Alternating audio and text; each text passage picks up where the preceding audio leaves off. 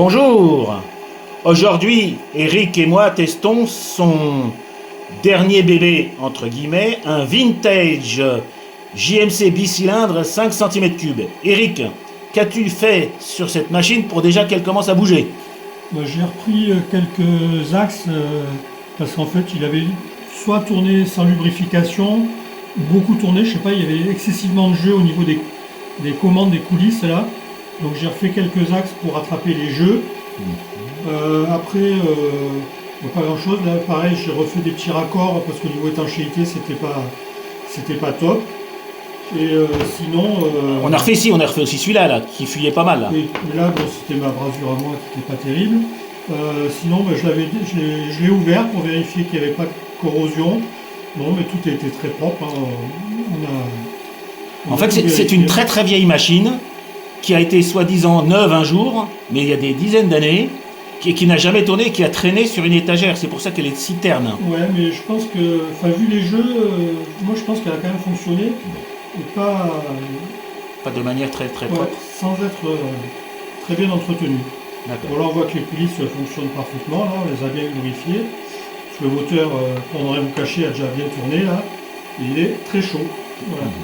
Donc on va vous montrer. Nous sommes actuellement à une pression de service de 3 bars. J'en profite pour remercier une fois Eric, encore une fois, parce que il m'a donné le petit joint qui m'a réparé ma soupape, enfin ma vanne de sifflet, donc je puis tester. Et nous allons ouvrir gentiment le gaz, enfin pardon, la vanne de registre, parce que je ne l'ai pas montée, mais voilà. Hop. Alors on va déjà essayer de faire tourner doucement, et après on le fera tourner vite.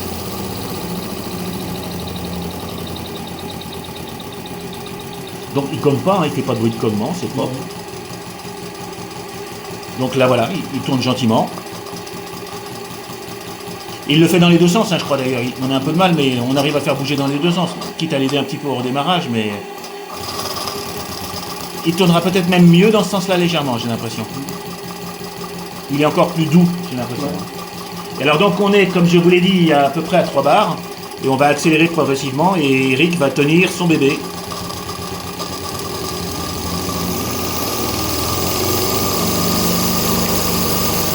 Le sifflet a pas aimé.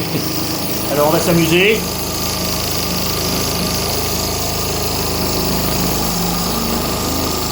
Je crois que la marque va Ouais, 6000 tours, oui, je pense que... Ouais, c'est une erreur pour 30 tours. Ouais. D'accord. Bon, en tout cas, vous remarquerez que le bébé... à l'oreille, écoutez-le déjà.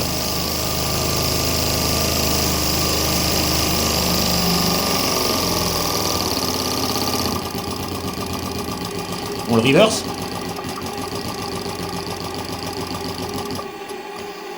J'accélère, touche à rien. Il va redémarrer grâce à la puissance.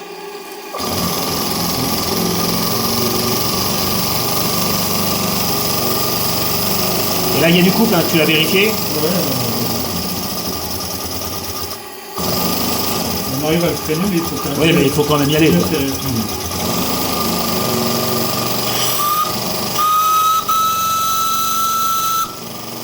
Et nous sommes redescendus tranquillement en jouant à une pression de service d'un bar et... allez, 1 bar 70, 1 bar 75.